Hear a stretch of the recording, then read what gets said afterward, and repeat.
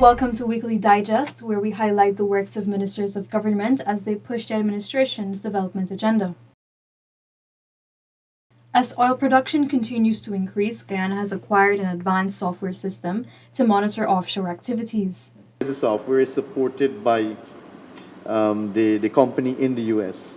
So even if they detect something, immediately they make contact with us and they can quantify. The software can even quantify the amount of oil in that water. So we have that in place to detect any oil spill or anything, because I know that has also been a contentious issue. Contracts valued $1.3 billion have been signed for the rehabilitation of more than 27 kilometers of road in various parts of Region 7. Works to be undertaken include the rehabilitation of the Bartica-Pataro Road, Dak Point Access Road, and Isano Access Road, among others. Some of these projects are what, 4 months? 4 months, 2 months. 2 months and 4 months. But even if you get a 4-month contract,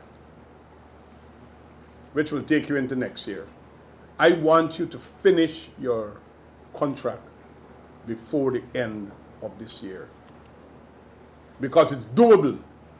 Sometimes when you get a 4-month period for a contract, is a lot of fact in terms of time catering for delays and all the rest of it. But if you swiftly get yourself mobilized and get to work, December 15, you could be having your check smiling, and everybody in the village and the street will be smiling.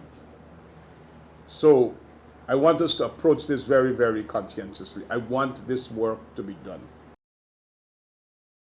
The mantra, which goes, "Every Guyanese will benefit from the resources of Guyana," is again proven to be more than mere rhetoric. It is being exemplified daily, with persons from all corners of the country being testament to this fact. On Tuesday, this was again proven when 5 more residents of Region 3 received keys to their core homes. To the beneficiaries, it means a lot. And this is what we also do.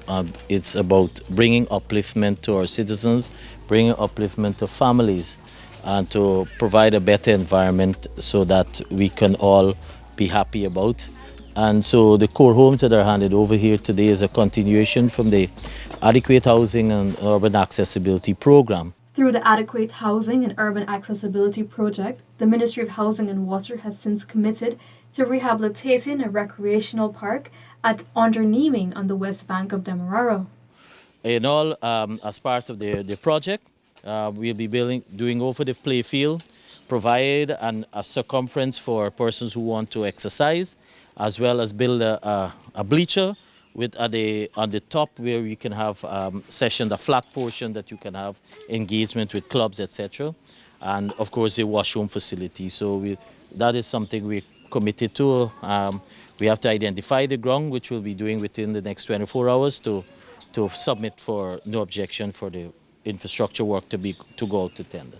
Also, 30 houses will be built in the Materkai sub-district of Region 1. This is part of a wider hinterland housing program, which will see 300 houses built in Region 1, 7, 8, and 9. For the Matakai area, for which Port Kaituma falls under, there are 30 houses that will be built. There's 10 each in an area called 40 Mile Arkaka, Canal Bank, and another 10 in Baramita. Baramita is geographically this is on Mabruma, but it's more accessible for Matakai.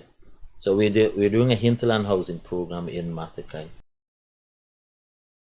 Government has recommitted to advance in the agricultural sector in the villages of Number 7, Number 10, and Ithaca in Region 5. Rehabilitation of the right bank, Region 5 work ongoing in the dam clearing. Rehabilitation of pontoon expected to be complete in 2 weeks. Once completed, we will recommence excavation of creek and use to build the right bank. Excavator to mobilize Tuesday to address Little Bible Tube and embankment issues that you raised. Rehabilitation of branch road canal from left bank to right to 650% completed by the end of November. Let us set ourselves the target. By the end of November, all that can be done must done.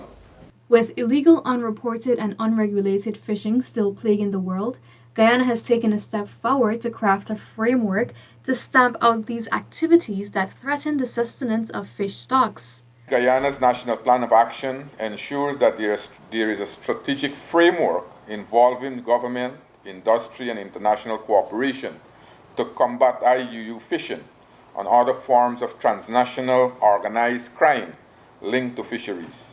It also includes measures to improve vessel monitoring, traceability, and stronger port controls. That's it for this edition of Weekly Digest. For these and other government-related information, do log on to our website at dpi.gov.gy and our social media platforms as well. Goodbye.